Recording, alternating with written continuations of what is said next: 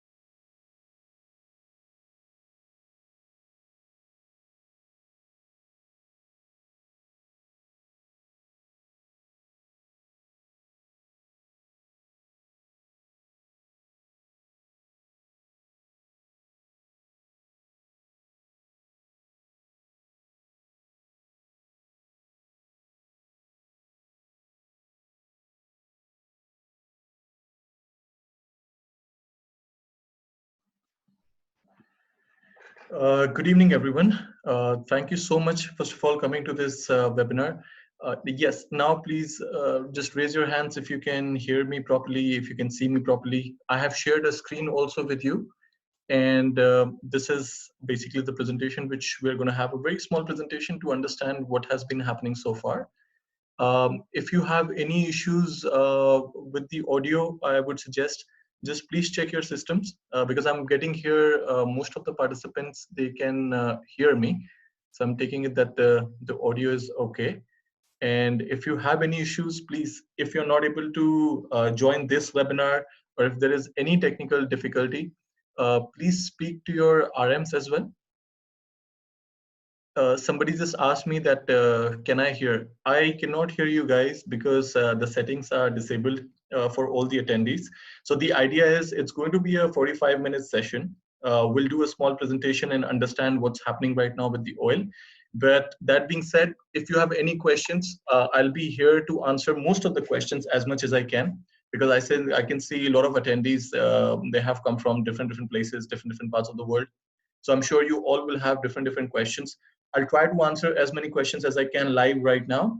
But if any questions which are not being answered, please do not worry. Speak to your RMs. If you don't have an RM, just you can drop your contact number at the reception and somebody will reach you out for sure. And in case if you're wondering, I'm in the office. I am not in the office. This is just a virtual background of my office to give you a feel. And yes, I'm wearing a suit and a tie. But if you're thinking that on the top I'm wearing a suit and tie and at the bottom I'm wearing shorts, this is exactly how it works. It's work from home. So I'm actually working from home. And I'm sure that everybody is staying home and staying safe. And I wish you a really good health. Guys, thank you so much for coming once again. And before we start, uh, what we need to do is we'll talk about investments, opportunities in crude oil. This is a very historic moment at this point of time. I'm not sure how many of you know this, but as we speak, there is a OPEC meeting which has started, and that is going to decide the future course of the oil. And what also it is going to decide is not only the direction of oil prices, but then depending on this, what happens to the global manufacturing as well. So now we'll start with this presentation. And guys, very quickly, and I'm sure everybody needs to do this. I have a lot of attendees right now I can see, and I'm sure some of you may be either or are related to someone who's in the healthcare industry, first responders, anyone who is out there helping people to deal with this global pandemic. Uh, Me, myself, Yogesh, and my entire team on behalf of Century Financial would like to thank you and everyone who's connected to you, who is out there risking their lives, first responders, doctors, nurses, healthcare, people related to healthcare sectors. You're doing absolutely a great job. And during times like this, you actually get to know that it doesn't matter how big a celebrity you are, but all matters is how helpful you can be to somebody else. And these are the guys who are helping us right now. So once again, on behalf of Century Financial, a big word of thanks and a salute to everyone who is in the healthcare industry, who's staying home, who's connected with anybody who is into the healthcare industry, right? Now, the very purpose of this webinar is, as I said, to understand that what is happening with the crude oil right now. Many of you must have seen in last few days, oil is one of the most talked commodities. Yes, one of the most talked topics, one of the most talked commodities, and again, as we said, one of the most talked investment idea. Now, when we talk about oil, we have to understand how it started, how many kinds of oil are there. So the first half of this webinar will be when I'll tell you what happened, what is happening right now, and what is the expectations, what are the venues where you can invest. It can be in the form of commodity, it can be in the form of ETF. And please note down your questions. By the time we finish this session, I'll try to answer a few questions live, and then we can always have a one-on-one session. Your RMs will give you my contact numbers and we can again discuss this further. Now, starting with the first part, Century Financials, we used to conduct a lot of seminars. Myself, I have done more than 100 seminars now, and we used to do this every Friday. If there is someone among the participants list who have attended my seminars, then you would know what I'm talking about. Every week, every Fridays, we used to conduct these sessions. But respecting the authorities now, we have put everything at home now. And just give me 1 second. I see a lot of raised hands. Okay. Now we have seen everybody working from home, so we are now doing these webinars. And the purpose of this webinar is first to highlight uh, what are the opportunities right now. And second is also to highlight one important thing, which is risk management. Risk management in online trading, in investments, it's the most important thing. No matter how much money you have, no matter how great your fund manager is, but if he's not managing your risk properly, no matter how famous he is, how big the company is, if he's not managing your risk right, then there is something wrong. So you really need to not only rely on your fund manager, not only rely on your advisor, also you have to get involved yourself. And this is the biggest proof that so many of you are here today, want to listen how investments in oil will be carried out. So that's the purpose of this webinar. Now moving ahead, what we saw in the past, we started with what happened. So in less than 4 to 5 slides, I'll sum up how this oil price war has started and why oil has come down where it is. So we have seen a lot of movement happening in crude oil, and see, most of it is happening because we saw there was a deal which was going on between Saudi and Russia, and that lasted till March, where Riyadh and Moscow separately they announced that they are not going to cut the output production, they are not going to cut the output at all. They're going to keep the production in, and they both collectively announced that they would flood the market. We are talking about Saudi Arabia and Russia, which are again two major oil producers.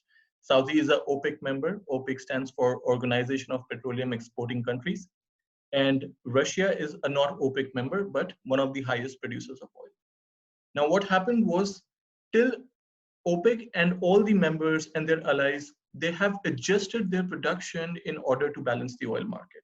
If you see it on the very first slide, what you can see here, OPEC starts to cut around 1.6 million barrel per day, and this was April 16th, right? So when you see 2016 onwards, we saw that there was a cut which started. Then OPEC again agreed to increase the production, which was in December 17. And then again, we saw OPEC started to cut production again. And then there was another voluntary production cut to keep demand and supply in balance, plus to keep the prices in balance. This went on well since January 17 until March 2020. After that, this deal ended. And what happened was, both Saudi and Russia, they announced separately that they are going to flood the oil market, which means they're going to increase their production. Now do the math. If demand is same and if supply exceeds, or if demand is going down and supply is increasing, what happens to the prices? Prices come down, right? That's what exactly happened. Oil has come down by 60% in no point of time. A global geopolitical commodity, we always call oil as a geopolitical commodity because whatever happens in the Middle East, what happens along the geopolitical part of the world also affects oil. So this particular commodity has fallen down by 60%. What else also has come down? The funds which were connected to oil, which were tracking oil as a commodity, the oil exploration companies, the oil producing companies, everything, all these stocks have come down a lot. What also happened, and we're going to reach to the point where we are going to talk about coronavirus and how it has played an important role in this. After we saw that on separate levels, how OPEC was cutting the oil production and trying to balance the prices, we also saw that there was a voluntary cut, and which was somewhere around this point, right? This is around December. And after this, today, where we stand is, both the countries have said that we are going to flood and we are going to increase the oil production. Now, moving on, what also happened for oil, which actually drive prices lower, was the changes in the oil consumption. Changes in the oil consumption, which means the global demand. And let's say, now that's where the coronavirus hit. The Chinese factories, they closed. There were trip cancellations for China. A lot of countries have got into lockdown. And where the earlier demand for crude oil, which was expected $1 million barrel per day by US, it got reduced to 400,000. Now, if you see, if the demand has been reduced to 400,000 barrel per day, while it was expected 1 million barrel per day, that itself is a big shock in the demand growth. So what you see right now, global oil demand has grown since 2009, but at a declining pace. Since 2009, we have seen that, so this yellow curve, what you see over here, this, excuse me, yes. So what we are seeing right now, this yellow curve over here, it is global oil demand, which has grown since 2009, but at a declining pace from 2017. This trend is set to continue in 2020 as demand falls due to coronavirus. Already since 2009, we have seen that the demand for oil has been increasing, but at a declining pace. So it has not been going down. It has been increasing, but the pace at which it has been going up, that is slow. What also happened here, if you see, this is the yellow curve, this is the demand growth, and this growth rate is again decelerating, right? So this is for this particular graph, what you see over here, it is for 2020. So what we understand is not only Saudi and Russia plan to increase the oil production, but the global demand also took a fall after the coronavirus pandemic happened because the Chinese factories got closed, trip cancellations, flights cancelled. So the point is basically there is no demand for the fuel, and that's why the demand has come down. This was phase two, where the coronavirus hit and the demand phase changed. Next, what happened to the oil prices? Now, price, again, there was a big talk with Russia, with Saudi asking to cut the oil production. But then what happened?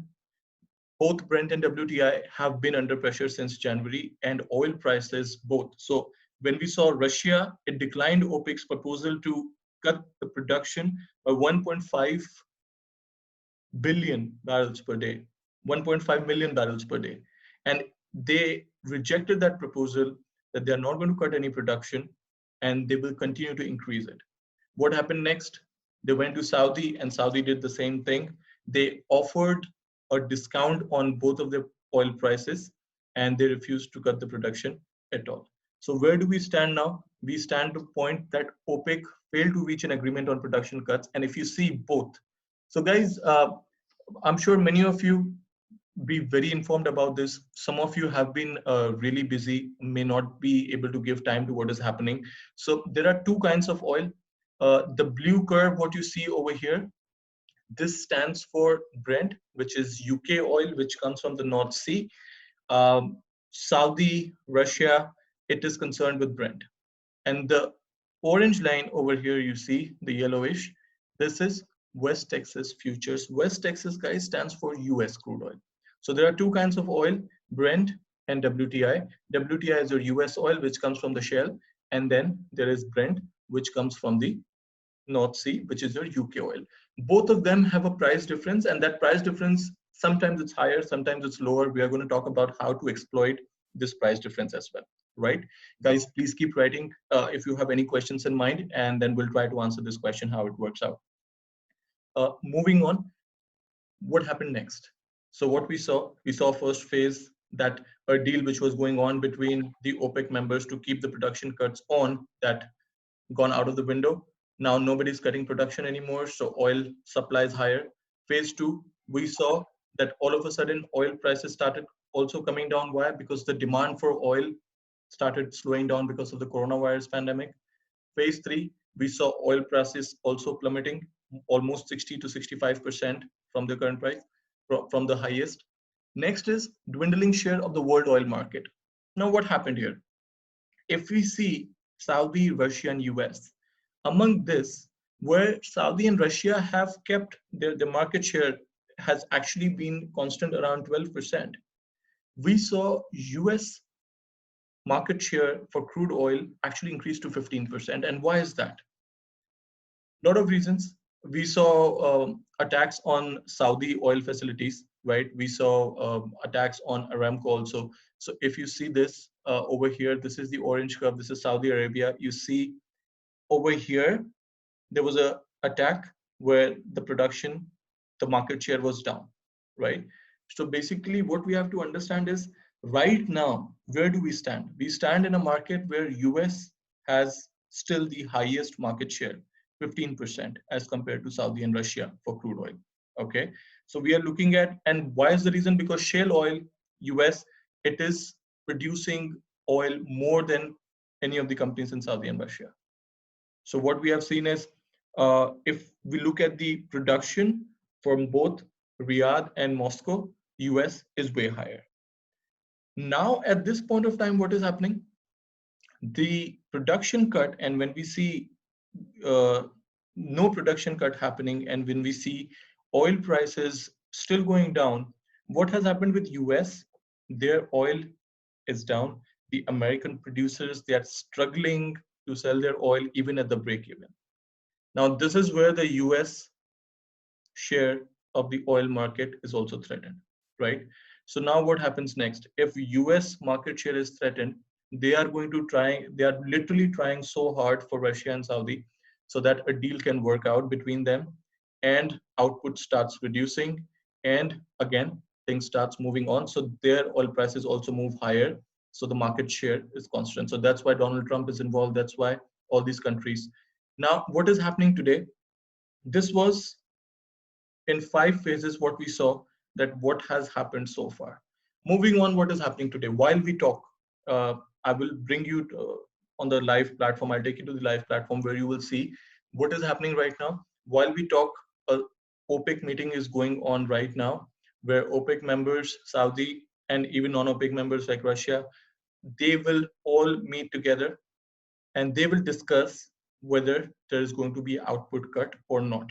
Because agree or not, this oil price is hurting everyone. The demand is not expected to go any better looking at the coronavirus pandemic at this point of time. So we might see oil prices, going down further if the demand is not carried out. And it will affect all those countries, and most of them who are largest producers of oil or whose revenue is actually dependent on oil. We have seen what happened in 2015, guys. 2014-15, when oil started going down and it went down to $27.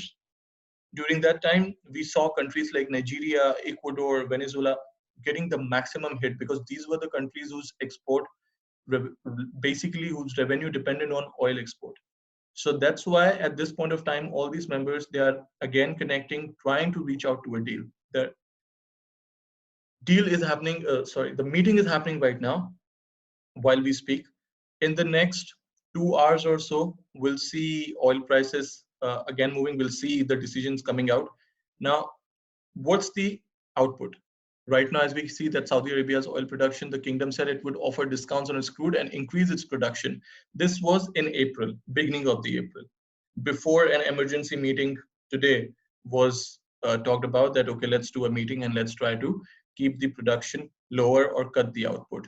And before that, Saudi said that we are going to increase the crude production over 12 million barrel per day. Saudi's Aramco is actually producing oil at a capacity of 12.3 million barrels per day. So this was what Saudi said.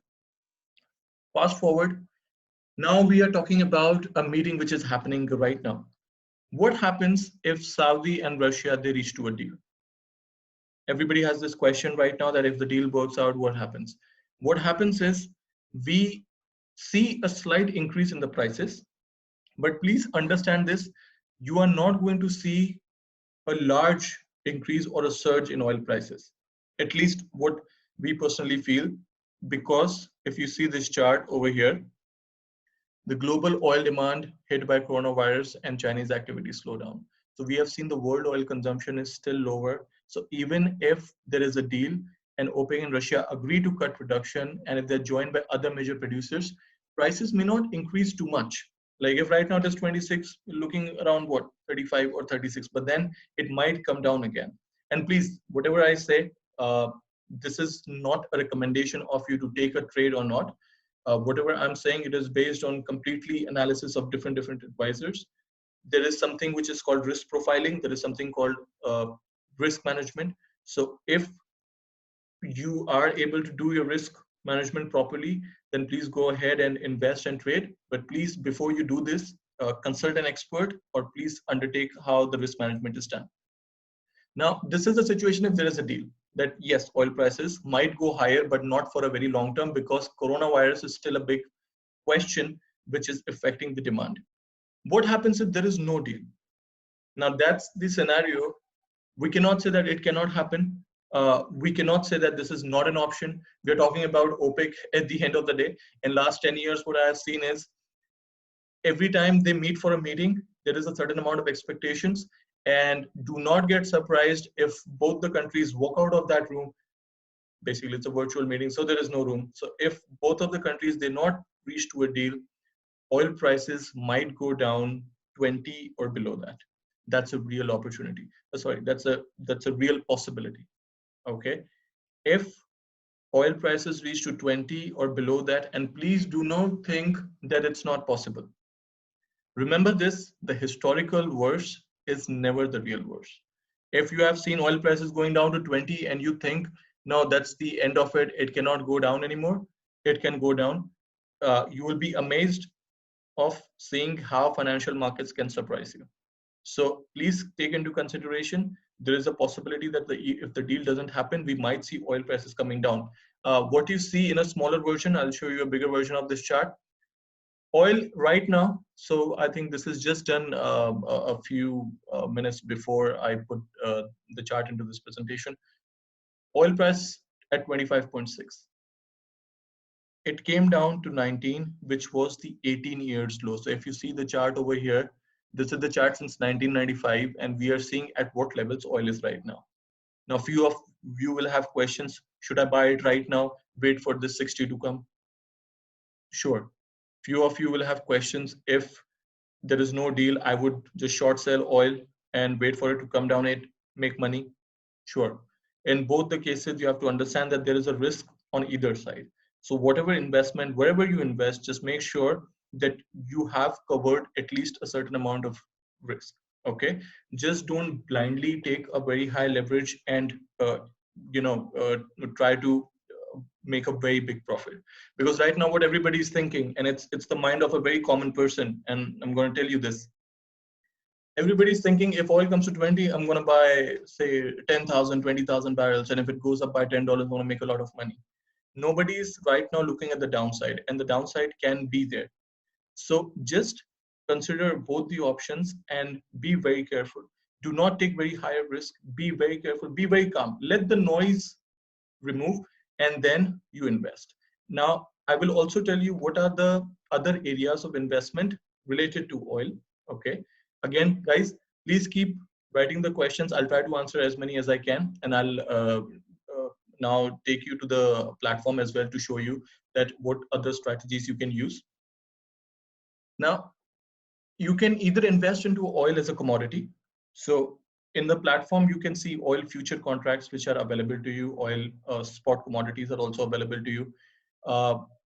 Spot right now, if you buy oil as a spot, there will be a high storage cost, which you will have to pay due to a vast difference in the future and the spot right now. So if market forces play such a big role in deciding the storage cost for spot and futures. Right now, the spot and futures are at a very wider gap, and we have seen there is a huge storage cost most of the clients have to pay for the buying oil at the spot. So you can do that, or you can buy a future contract which will have expiry date. So this is a direct exposure to the commodity. If you try not to do any of those, there are a few oil companies where you can invest into. Right now, when we talk about oil companies, see, there are a lot of oil companies which I'll show you over here. And basically, most of the oil companies, you must have even heard the names also. So in your presentation, when you are seeing right now, we are looking at Baker Hughes, we are looking at BP, we are looking at Schlumberger, we are looking at Total also. Now, many of you will have questions about these. An individual research report can be provided to you, can be made available for all these companies if you inquire us. Okay, so we'll have a lot more detailed discussion. not in the office because nobody's in the office right now, but we can have Zoom to Zoom meetings. Apparently, this is the new technology which we have found out. So we can always go ahead and try to understand individually how these companies are performing. For now, I have given you their ratings for the S&P local currency, whatever the ratings are. So you look at most of these companies are A-rated, and these are, if I see, these are the largest global oil majors, and consistently they have held on to their dividends even during the time of economic stress. Now this is the point, note it down. So the stocks which you are looking at right now, most of them are major sectors and major companies in oil, and even during the time when there have been economic stress, they have continued to hold their dividends. So if we talk about from here, just look at the chart with me, and please, those who are thinking that by the end you will ask for the copy of this presentation, I'm not sure whether I'll be able to do this or not. So just click a picture, take a screenshot, and you'll be happy. You can just keep it with you. Now, all these oil companies, most of these oil companies, they have continued to hold to their dividends, right? So the big five majors, we're talking about Royal Dutch Shell, BP, Total, Exxon, Chevron. Then even in last 30 years, you'll be surprised to know they have not cut their payouts. Even during 2014 and 16, I told you during 2014, there was an enormous drop in oil. Even during 2014 to 16, we did not see a washout. During that washout, we did not see their oil prices being down.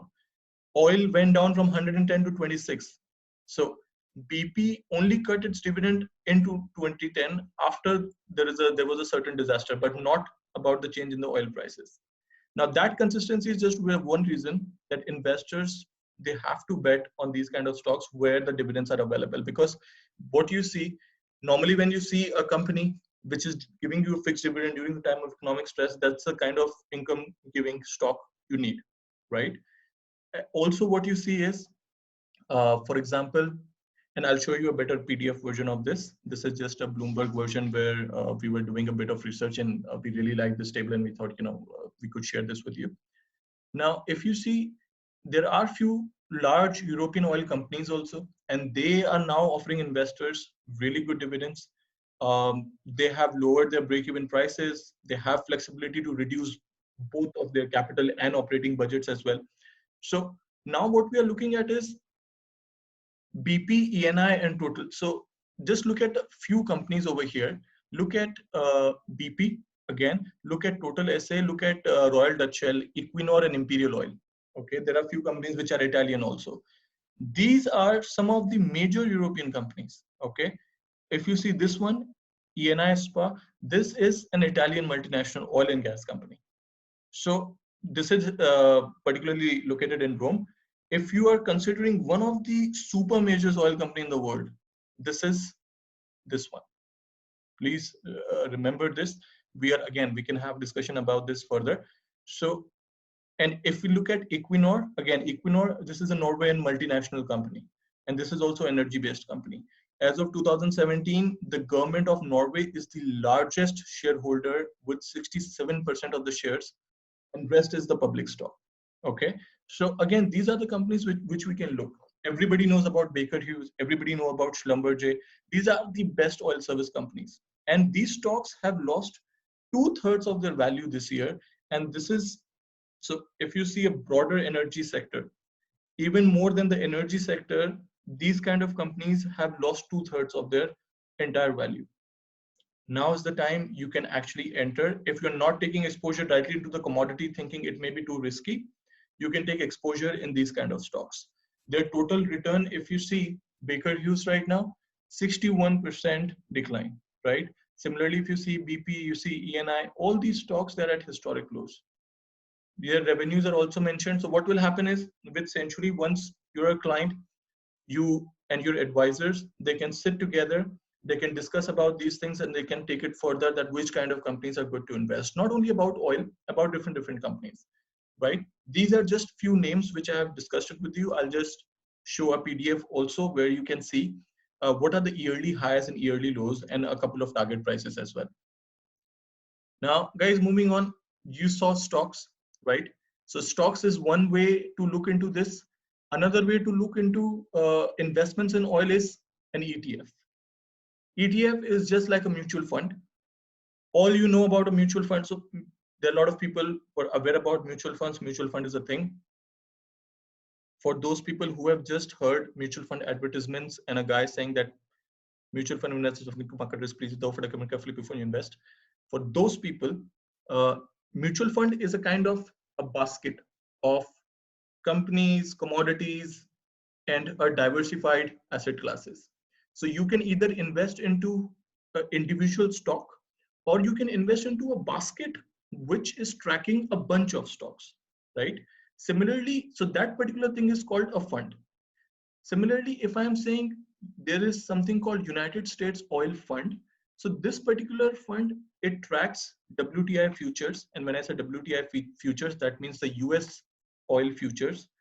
And the movement of this index is also related to the movement in the oil as a commodity.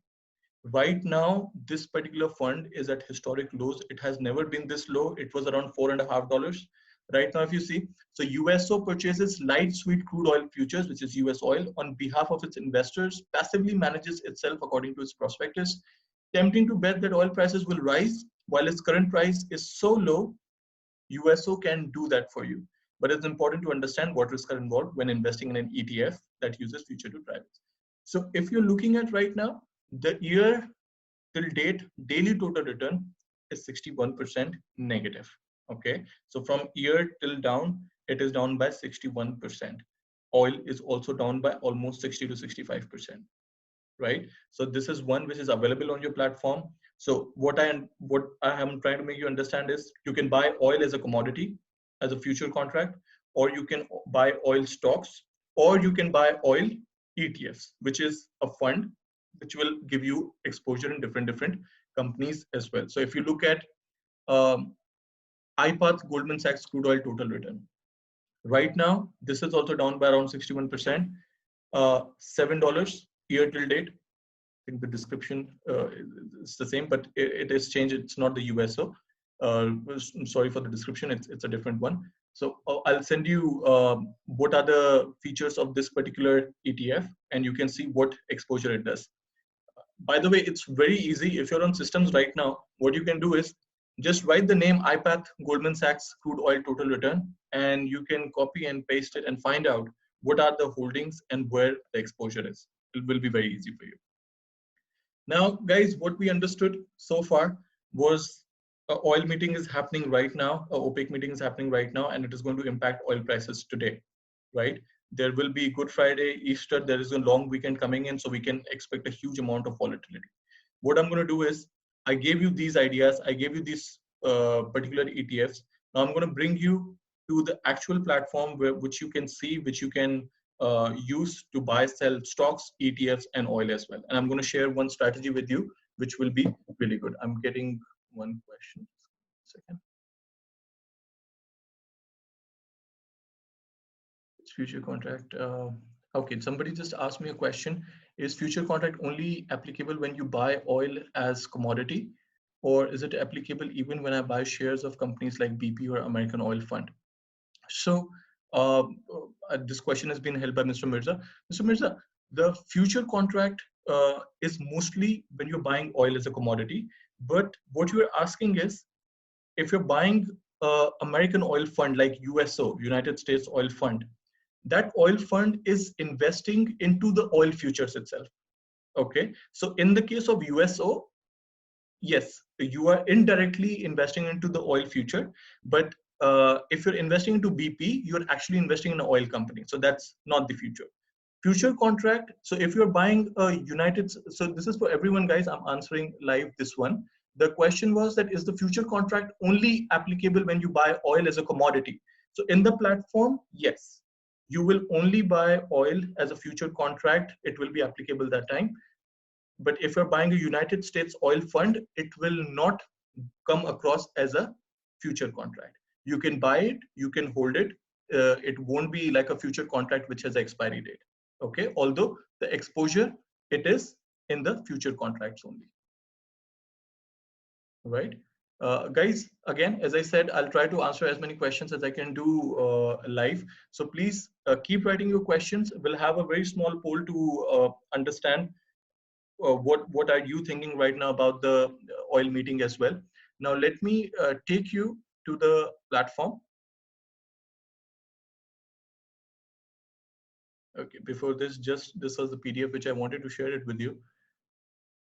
So this is what I discussed about the companies, right? This is a bit more. And thanks to our brilliant marketing department and very creative research, this is a flyer which is finding diamonds amid the oil rubble. Oil prices have tumbled more than 70%. These are tough times for sure. Price war between Saudi and Russia shows no sign of abating. This was done on 1st April, right? Today's 9th April. So we are talking about possibly a meeting where we could see all these kind of companies moving. Okay. I have got more questions. Guys, I will answer this. Just let me finish this and I will try to answer all these things. I have one question about USO, and I have also one question about Brent or WTI. Perfect. So right now what you see these are the countries. So these are the stocks which I talked to you about. ENI, BP, Baker Hughes, Schlumberger, Total, Royal Dutch Shell, Equinor, Chevron, Exxon, right? These are the countries. Market cap, you can see their yearly high, which is 52-week high. You can see their 52-week low. You can see their current prices. So $9, $11, 33, 1481. This is in pence. This is a UK stock. Similarly, I think this 9 will be in euros. This is again will be in pence. ExxonMobil, this is in dollars. So these are all the stocks, current prices, market cap, and country. And these have extremely good credit rating. And these are the companies which can possibly survive for the long term. Why we shortlisted these stocks is not only because these are the famous companies, but what happens when coronavirus pandemic happens? The demand reduces. When the demand reduces, all these companies, they suffer. But among these, the ones which survive more, which have the chance of more survival, we have listed down those. So on those basis are the credit ratings for them. And that's why we have listed these. What I will suggest you is, if you have not talked to your RMs right now, the best way to deal with any kind of, I wouldn't say lack of knowledge, but the best way to track anything is what my dad does. He took a demo account. He is heavily invested in Indian markets, but has done very less in global markets. And what he has done is, I handle his global markets portfolio. He doesn't get into it, but he has took a demo. He has made a watch list for all the investments I have done, and he just keeps checking the stock every day. And when I say every day, it doesn't mean all the time. Just when Europe opens, when UK opens, US opens, during those times, 3 to 4 times. And I will suggest you do that. Make a list of these and just keep checking it. Now, moving on, I'll show you how do we use this platform real quick, and then we'll answer a few questions.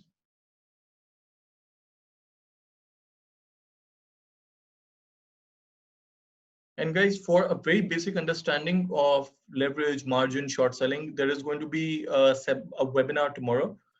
Same time on a Friday. I'll be conducting this, and it will be a very basic. We'll talk about few investment opportunities amidst coronavirus. So basically, the title of the webinar is "Stay Home, Stay Safe, Stay Invested." And the idea is that even when you're at home, there's a way that you can invest easily without having any social contact, but your advisors can be on phone and it can be really easy.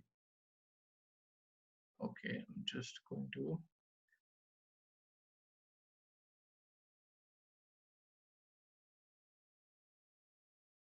Right, I'm sharing the screen now. And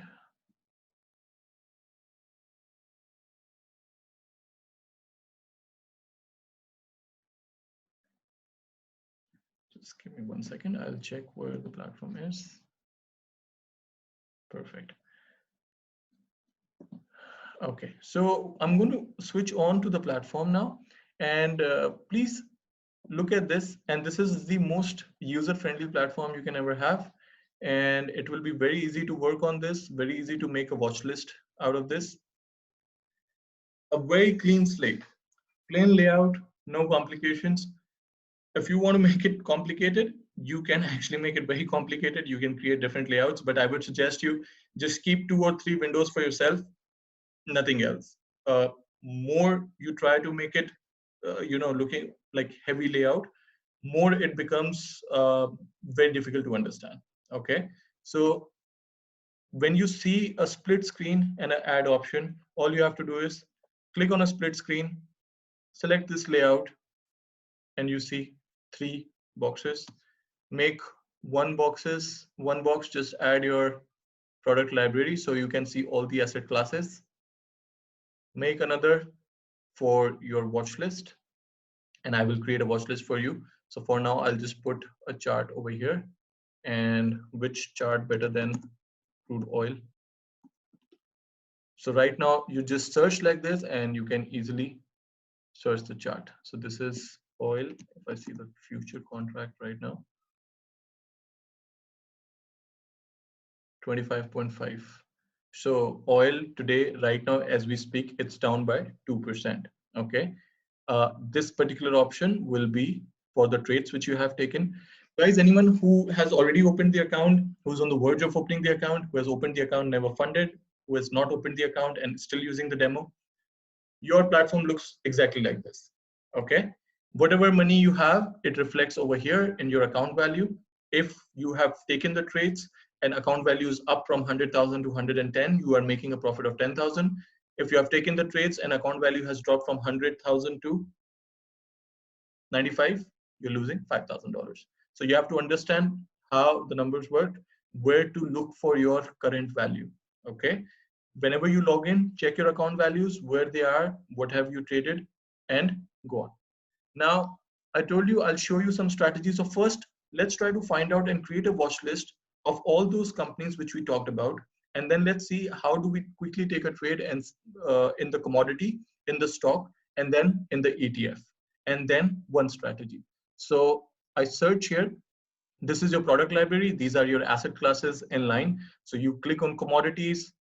If you click on commodities and you click on subtype here, you'll be able to see energy, and these all are energy based products. So you will see crude oil spot, you will see crude oil futures, you will see energy index, gasoline, natural gas.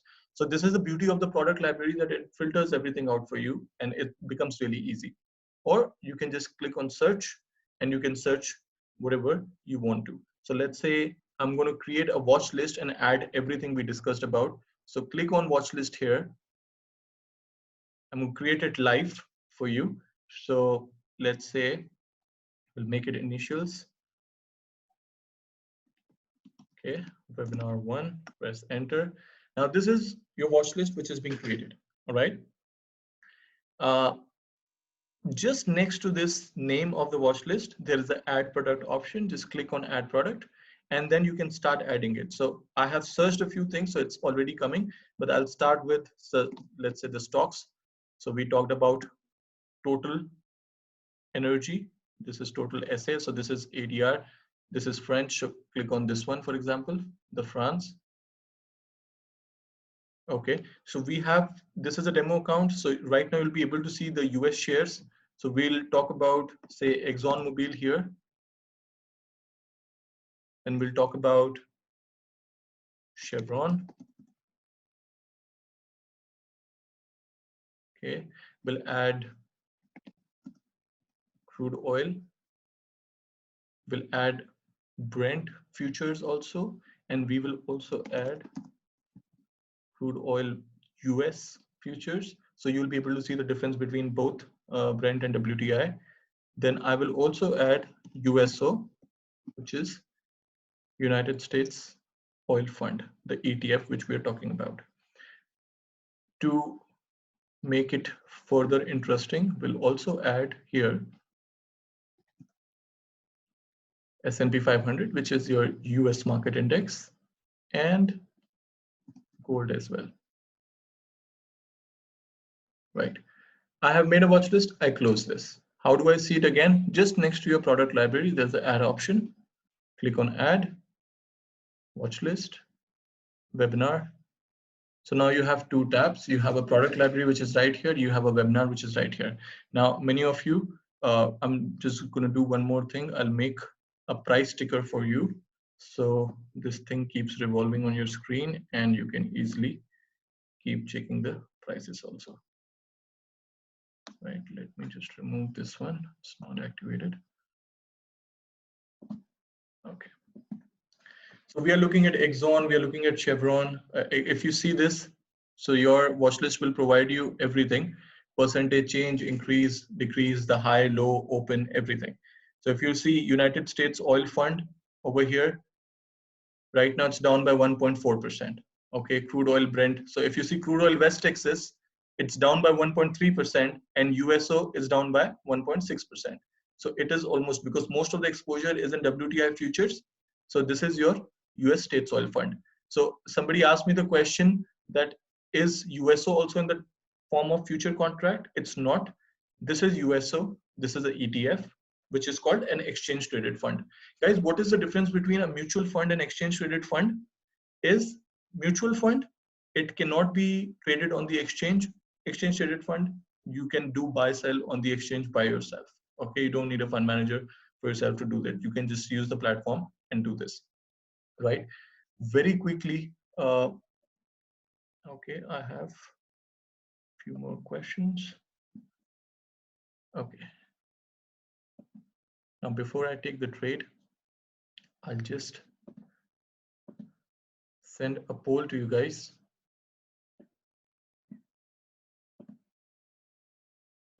If you can see the poll, just raise a couple of hands so I will realize that most of you have received this poll. Okay, enough. Yeah, I'm getting it. Just try to answer these questions. Do you think Saudi and Russia will reach to a deal? Will you buy crude oil today? What do you prefer? Now you know that there is oil as a commodity, there's oil as an ETF, there's oil which are separate companies, or you want to make a mix of all of it. Just try to answer these questions. And guys, there's no right and wrong in this. Just develop a perspective for yourself. What would you need for yourself? Make a risk appetite for yourself. Are you a kind of person who want to increase your exposure, invest into a commodity, or want to be more diversified in a fund, or you need a mixture of all? That is, again, depends on your personal choice. Okay, we have 22 people who have already voted. We have, okay, 63% of the people have already voted. It's a fun activity. We're going to have such poll, one such poll tomorrow as well, and that will be a very basic of the platform. We're going to discuss about which stocks we have shortlisted for you, which you can look in during coronavirus pandemic. I think just 10 more people are left, and I will end this polling. 26, 36. Okay.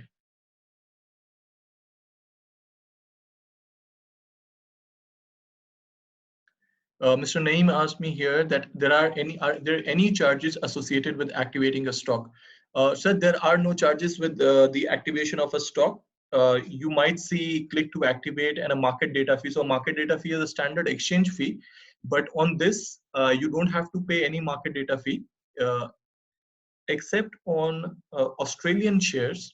Australian shares has a 20 Australian dollar market data charge, which if you do 2 trades in that particular month, it gets refunded to your account. Apart from that, US, Europe, Japan, any equity does not have a market data fee, just the Australian equities. While we finish the voting, I'll just answer one more question. Does USO fund distribute dividends every year? I will check to this. So every ETF, because the direct exposure is in the commodity, so I have to see whether there's a dividend which has been distributed or not. But the answer to your question is, if there is a dividend which is distributed and you are holding an ETF, then you will get the dividend even if it is in the form of derivative. So I'll get some more details for USO and will surely find you and or just connect to the RM and he will connect to me and I'll send you the details about and all the details about how this particular fund works. Perfect. So I think the polling is done and I'm just going to launch the results for this one. I think it's brilliant. Let me just, so I'll try to display this on your screen, but in case if it is not, I'll just tell you also. So 50% of people have said that Saudi and Russia will reach to a deal, and 38% still think no. So this is exactly, I don't understand. This is the exact confusion which the entire world has, and even in a bunch of people we are talking, 50% are thinking it's still yes, 38% no, and 12% they have no clue. I think the people who have no clue are the ones who are the happiest at this point of time. They are the ones who are not sweating like I am at this point of time. Will you buy crude oil today? 19% said yes, 81% said no. Now, I must talk to the 81% guys doing a brilliant thing, because at this point of time, there is a lot of chaos, a lot of noise. Nobody knows what happens to the oil deal. So unless you have a, a very thorough answer to this, if you're not investing, a good job. Those who are investing, who are buying oil today, please make sure that there will be a Good Friday, there will be a long weekend, and oil prices can open at gap. So if you are buying today, just try to close your positions today itself.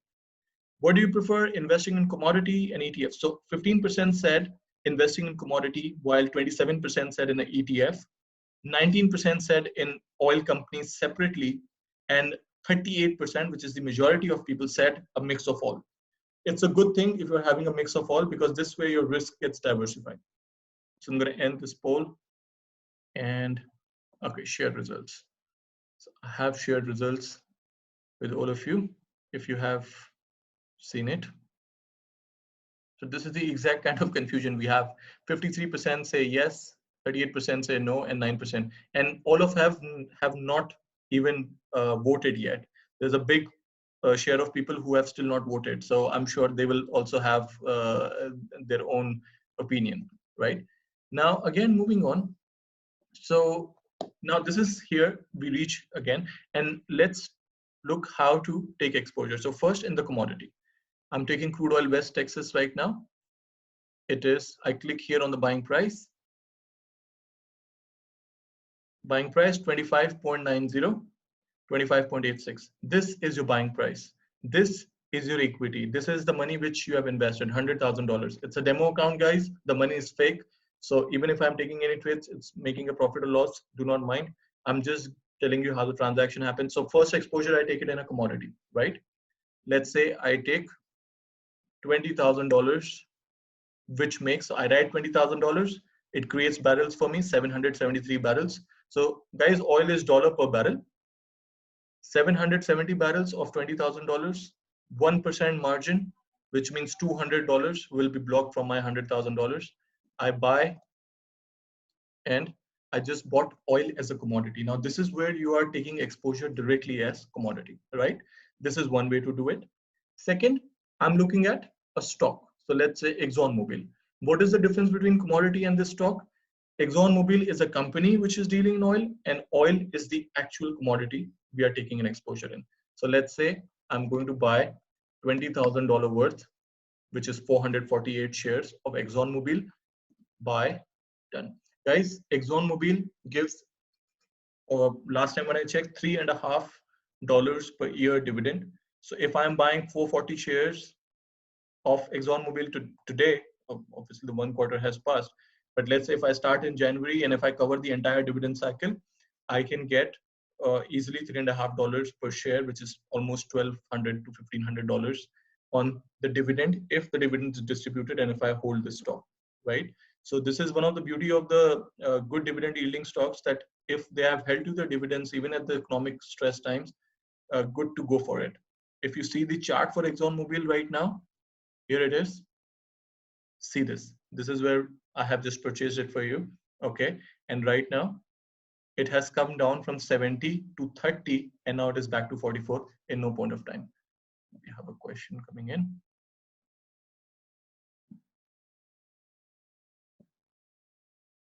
Okay. What are the holding charges for holding stock? Okay. Somebody asked me about the holding charges. If you are buying a stock, US equities, right now, the current holding cost depends absolutely on the LIBOR. Okay. At the prime rate, the current LIBOR is around 1.1 or 1.2%. So whatever is the value of your stock on the basis of total value, if you have put, say, $50,000 in a stock, 1% of, or 1.1% of 50,000, which is say around $500 to $600, divided by 365 is what you'll be charged overnight. Okay, that cost you'll be able to see in your trading account and history, and you can always discuss with your RMs as well. Somebody asked me, is there an oil fund, ETF, or mutual that manages the investments in these oil companies? So basically, in mutual funds, they do. Even USO is the oil fund where the fund invests into the oil futures and they look after it. But what you are investing into over here is a ETF, which you can buy and sell. Okay, so basically you are buying the ETF, which is moving up and down depending on the performance of the oil. Is that fund managed by something? Obviously, that is managed by a fund manager who's investing in oil, and that's how the value of the fund is moving. And there, this particular fund is traded on the exchange also. I'll take one more question. This, since the oil price is highly volatile now, Mr. Chamak Banerjee asked me this. Since the oil price is highly volatile now, just wanted to know, is there a way wherein we can track which countries are biggest importers of oil currently? Will the trend in imports anyways help an investor to cost the price? Very good question, Mr. Chamak. See, the thing is, why oil prices have seen a 30% growth since the last fall. It was $19, it went up to 25. So there was a news currently that India is in talks to buy oil and create their strategic reserves. China is also planning to do the same. So that was also contributing news which pushed in the oil prices higher ahead of the OPEC meeting. So yes, I mean, the research guys can find that which are the countries which are the biggest importers and which are the countries which are trying to create oil reserves. And surely we can tell you. So this kind of news is something which is very basic and very common, and advisor would always tell you this. Moving on further, somebody asked me, will I be sharing this presentation? Mr. Sunil, I'll check if I can share this, but otherwise you can always take pictures, and your RM anyways will be in touch with you, so we can do that. So yes, we've answered this. And okay, anonymous attendee has asked me a question. Why didn't Russia and Saudi come to an agreement in the first place? What did either of them possibly aim to achieve? Very innocent question and a very good question. This is something which is really open-minded. That why you wait for the oil prices to plummet, companies to suffer before you actually reach to a deal. So the point is, what Russia believes in, and the energy minister, Alexander, the name of the energy minister, I'll confirm. So Russia believes that this particular oil fall which has happened is not because of the excess production. This has happened because of the slowdown in demand. And that demand has slowed down because of coronavirus. So what Russia believes is once the coronavirus is sorted, demand will be back. And then again, oil prices will be back. This is just temporary. So when OPEC proposed Russia to cut the oil production, they said this, that this is because of coronavirus and there's no point of cutting the production. When Russia said this, Saudi also stood there because nobody wants to leave their market share. So Saudi said, okay, we're going to also produce higher. So this is how the war started. But now what is happening is oil war, oil price below 20, and it's going to 19 or 18. It is affecting a lot of countries, especially US. So now Trump has interfered. And now again, things are being here on the table. But please do not get surprised if there is no deal still. At the end of the day, it's a war of ego. Right? So, okay. Okay, I think I've answered most of the questions live, which is okay. Now, if you see here, I have taken one $20,000 worth ExxonMobil, $20,000 worth crude oil. This is a leveraged platform. If you see right now, you have a profit of $230, your account value is increasing, right? So the question I told you, the moment you enter, you see how much is your account value. If it is up, your deposit value, which means you're in profit. If it is down, you're in loss. What I'll do, I'll also take exposure in ETFs. How you take exposure in ETFs? Now this is United States Oil Fund. You click on buy and take $20,000 here, 3,750 units.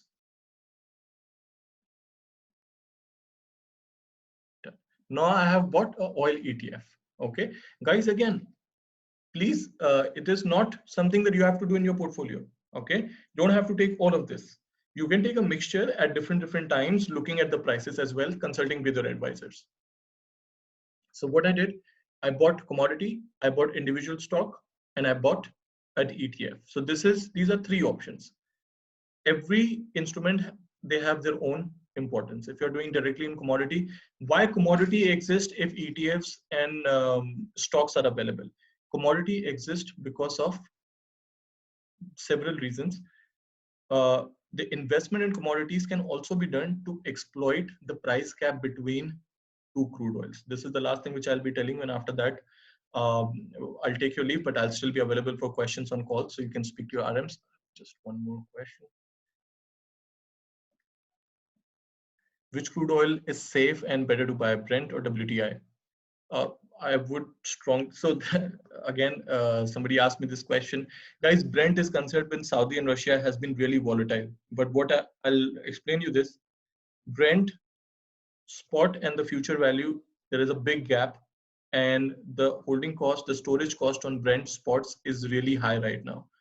And a lot of volatility is seen in Brent oil. I would suggest, I mean, higher volatility always comes up with a very good opportunity, but then again, it comes with a risk also. Calculate your risk. If you are a kind of person who would like to see volatile markets, look into Brent, but otherwise WTI will be a much safer option if you see spot and future difference in WTI and spot and future is not that much, and it's US oil. So currently, I think if I would invest into US more. I'm not the kind of person who would take a higher risk. So yeah, but again, it's a judgment call. I mean, you have to understand your risk, and then you can do that. Right now, one thing, I will share this strategy with you, and I'll show you what happens. So guys, now see, if I'm losing around $236 that appears on my account value, right? You can always put your stops and take profits. So if you have taken stop loss here, okay, let's say you want to restrict your loss, you won't be able to see this throughout the day. Just keep a stop loss. Let's say don't want to lose more than $500 and you want to book a profit at 1,000. Keep a stop and take profit. And you can see in your chart, it's already there. This is a daily chart, so it looks small. If you look at an hourly chart, you'll be able to see where you have kept your stops and take profits. Mr. Mohammed asked me, can I buy crude oil without taking physical delivery and keep for long time without taking leverage? Leverage is optional. If you don't want to take leverage, don't take it. But margin trading will still happen. You will still block a margin. But guys, leverage means if you're putting $100,000 and taking trade worth $1 million, that's leveraging your portfolio. Okay. But if you are putting $100,000 and taking trade within 100,000, a margin will still be blocked. But that negative impact of leverage, the chances of that happening is rare. Okay. So there is a safer way to do it. And we can always talk and discuss about this. Can I buy oil without taking physical delivery? Yes, you can. In fact, there are no physical deliveries when we are looking at online platforms. You can keep it for a long time with minimum charges. See, swap charges is something, it is not something which the broker charges you. They do, but the point is it is decided by the market forces. If the difference between spot and futures widens, there is nothing Century or your broker can do about it. Okay, so this is not something which we decided. This is something which is decided between the market forces, between the demand and supply. So yeah, I mean, if you take exposure in future, you avoid giving a overnight cost, but there will be an expiry. And in order to avoid that, you can take a far off contract, which is 3 to 4 months far from here, and just buy and keep it for the next, at least for the 3 months, you don't have to face any expiry or any holding cost. Rest, please feel free to have a one-on-one meeting and I can explain everything. Now guys, quickly, I'll just finish this. I have to just share one strategy with you. And once we do that, here. Okay. Now, guys, this is one thing which if you are my client, or if you're going to be my client, or if you're ever going to invest with anyone, this is the strategy which you use. This is called playing the Brent WTI spread. Okay. The Brent WTI spread means I told you there are two kinds of oil. There is one UK oil, one is WTI. You can take advantage of the price difference between Brent and WTI, which means if the UK oil is at a price and WTI is at a price, if the price difference is $2, you can take advantage of this price difference and you can bet on the price difference going higher. Okay, not talking about the oil prices, I'm talking about the price difference between these two. So let me show you here a small, yes.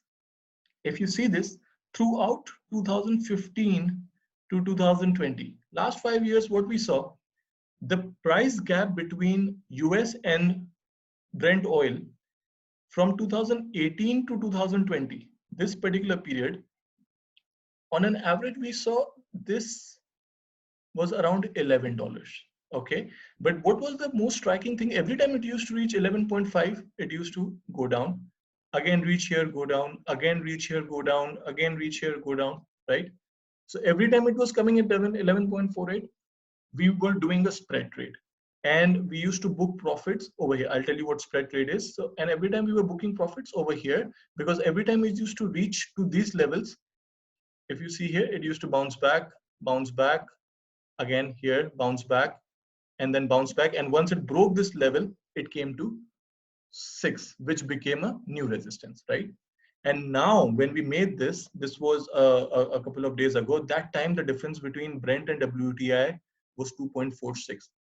Now, right now, that gap was around $4 to $5. Okay, so if you had taken this trade during that time, would have been a good opportunity. Right now, that gap is around $4.5, $5. I think it's fair enough to wait for the price gap to come down. How do we exploit this price differences? I'll do an actual trade and show you how do we exploit this price gap. So consider that this is here is your platform. I'm just going to book loss in this oil position right now, which I have bought. It's going down. So I can show you the other trade which I have to do, which is called your spread trade. I'm going to book a profit on ExxonMobil right now. So basically hit leveled. So I'm just going to book profit in ExxonMobil. I will close. So every time I'm closing, my margin is coming back.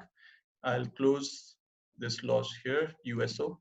I'm going to do a fresh trade for oil spread to show you how spread trade works. This here, this is your UK oil, Brent, and this is WTI. What is the price difference here? Calculate in your minds right now. But this is the future. Wow, it has actually increased so much while we are talking. Let me see the cash.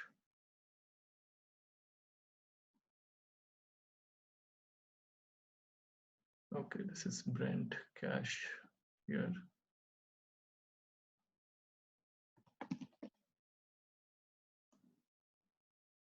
And crude oil West Texas cash here.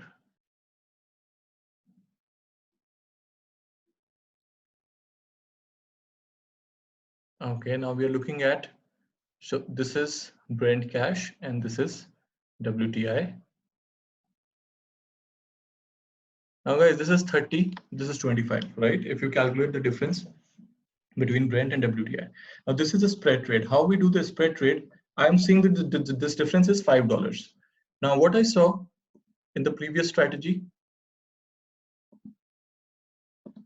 I saw that this difference, so this was made when this was around 2.5, right? This was made on 12th March 2020. So we are looking at right now, this was 2.5, now it is 5. It has reached again over here.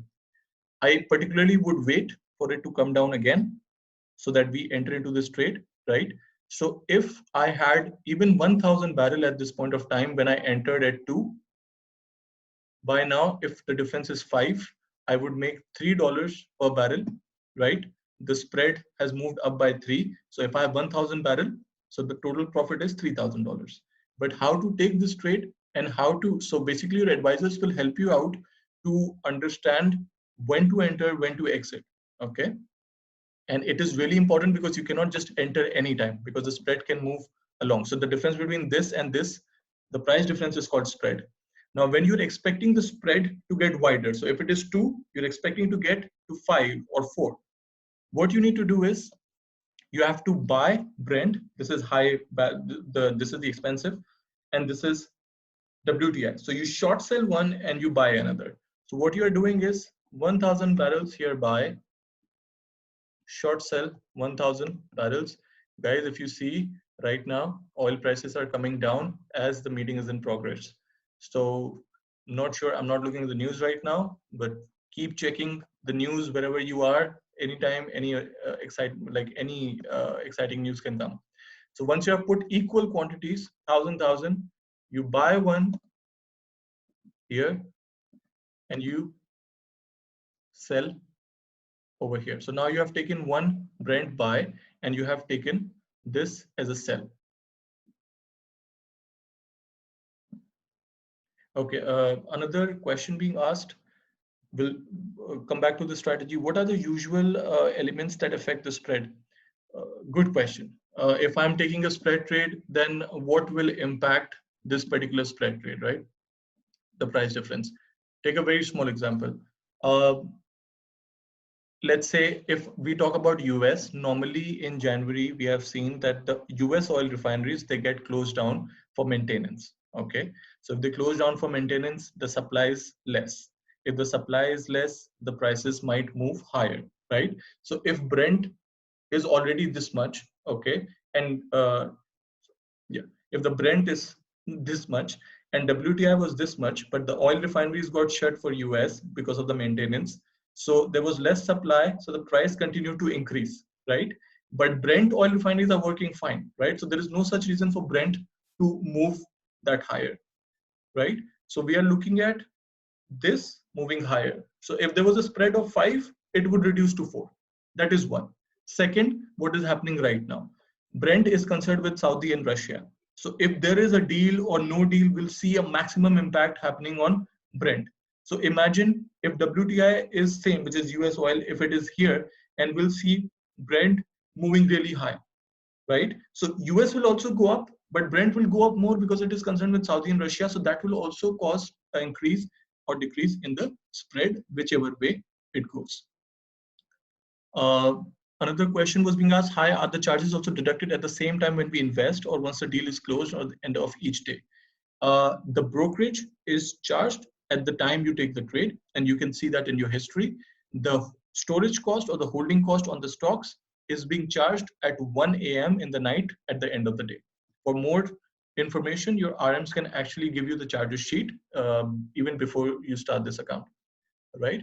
Now, guys, what we have done is we have used the spread trade strategy. We have bought one, we have sold another. Right now, I have entered when the spread is already 5.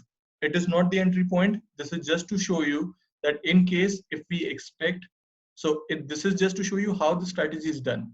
I would anytime wait for this price cap. So instead of 29 to 25, I would enter when this is 29 and this is 27. When the spread is of 2, that's where you enter, because if you see the historic data, okay, here, last 2015, we saw WTI actually being more expensive, 87 cents than Brent, right? But this was in 2015 when the oil prices again hit low. But now what has happened after that, we have seen WTI and Brent a very, so 2016 onwards, minimum spread which has been was at least 2 here. I'll just extend this line, right? So mostly it was always around $2 to $2.50. So if it comes here, if you see most of the time, it bounces back, bounces back, bounces back, and then again came here on 12th March and then again bounced back to 5. This is the strategic part of it. This is where the advisors can assist you with the entry and exit points. They are looking at the oil spreads all the time and not something that you cannot do it by yourself. If you want to learn more about this, we can always have a one-on-one sessions and we'll learn more. See guys, the idea of doing this webinar was first to make you aware about what is happening with oil. Okay. Second thing, there is always an opportunity. During this coronavirus pandemic, where we could not do a seminar, we could not meet, we are still having sessions through Zoom. Zoom stocks have gone up, right? So the point is, what is a problem for somebody is an opportunity for another one. So I'm not saying that right now, take all your money out, buy oil. It's not about that. It's about knowing what is happening around the world. It's about looking into the possible investment opportunities, whether it is in commodity or whether it is in any other stock right now, because this was only oil concentrated session. So we looked only at oil. If you are not aware about short selling or leverage, we can always again have one-on-one discussions so you can understand this in a much better way. Because right now I've bought one oil, I have short sell one oil. Many of you will be thinking right now, how can I sell something which I don't own it? This is called short selling, guys. Basically, you borrow it from your broker, you sell it at a higher price, you wait for it to come down so you can book profits. So this is something which can be done. Again, thank you so much. This was supposed to be an hour session. We have finished it almost in an hour. We have covered, so what we covered today was, somebody asked me about the copy of the presentation. I'll try my best to at least convey the information which we have talked about. The stocks and the ETFs which I have discussed, that will anyways be sent over to you. Just speak to your RMs and he will communicate with me and I'll send it to you. That was a standard communication. Yes, just to reiterate, we talked about the oil price war. We talked about the meeting which is happening right now. We talked about both the possible outcomes. If the deal happens, we might see oil prices going up to 35 or 36, but then from there it might come down because the demand is still a very big concern. Coronavirus fears are still there. Factories are still shut down. Second was why it happened, what is happening with the production. Also, what are the avenues where you can invest? Okay, if the deal doesn't happen, then we might see oil prices going down to 20, 19, or even lower than that. So be ready for that. If you have traded today,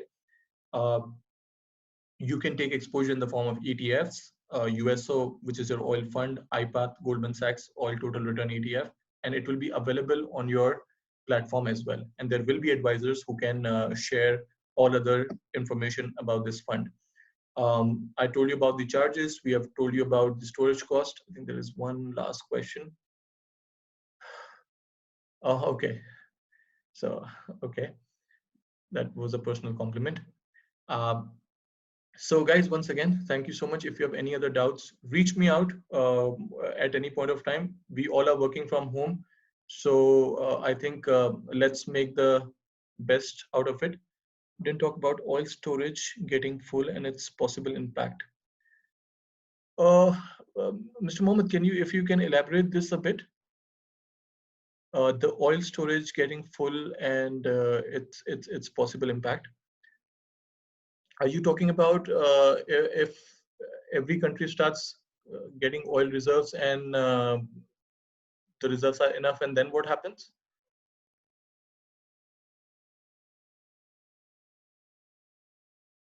So I'll answer it either way. So if we are looking at, okay, I think just I received this. Right, okay. We'll just answer this question. So see, in case, if I understand this correctly, otherwise we can please communicate personally and I can answer this. So if we are talking about the oil storage getting full and its possible impact. So if you're talking about that, if the oil storage is already full and the supply continues, then it is going to impact the oil prices in the negative way. That is the one reason that why a possible output cut proposal is in front of Saudi and Russia. And yes, oil prices can have a negative impact for this, right? If you are still not satisfied with the answer, please let's have one-on-one session and we can always discuss this further. For now, guys, thank you so much once again for coming. And I would, on my, like myself and on my behalf, of entire Century team, once again, a big word of thanks to everyone who is connected with people in the healthcare industry, who has a brother or a daughter or a sister who is working around in the healthcare area. This is one of the worst situations, I have to say, and this cannot go any worse. And I feel that this shall pass too. So we'll just meet once again for a webinar. Tomorrow will be a very basic one. We'll discuss about the platform. We'll discuss about some stocks which we can do during coronavirus. Please take care of each other. Stay home. Stay safe.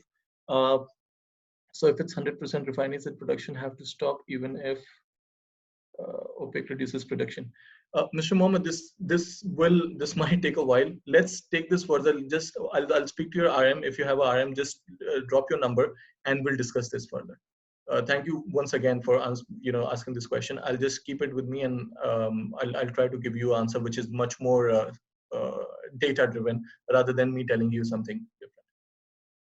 Right? Thank you so much, guys. Just speak to your RMs if you need any demo accounts. Okay.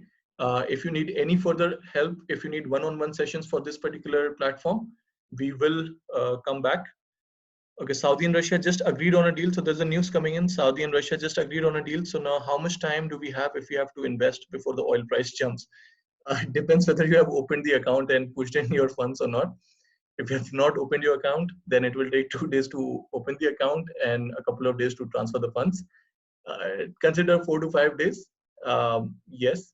But yes, if they have agreed on a deal, so right now, Mr. Mirza shared it, that Saudi and Russia has just agreed on a deal. I've still not seen the news. I'm just relying on what I'm being told. So now how much time we have? So guys, just look for the oil prices right now. If they have agreed on a deal, there are two aspects for this. If the desired output cut has been achieved or not. So they were asking for a 10 to 15 million barrel per day output cut. If that kind of output cut has been achieved, then we might see oil prices soaring high, at least for a while, and then might come down. But if the desired output cut has not been achieved, and if it is less than what was anticipated, might see oil prices dropping. Okay. So thank you once again. I think I've answered most of the questions. The one which I have not, please reach me out and we'll try to give the best of the answers.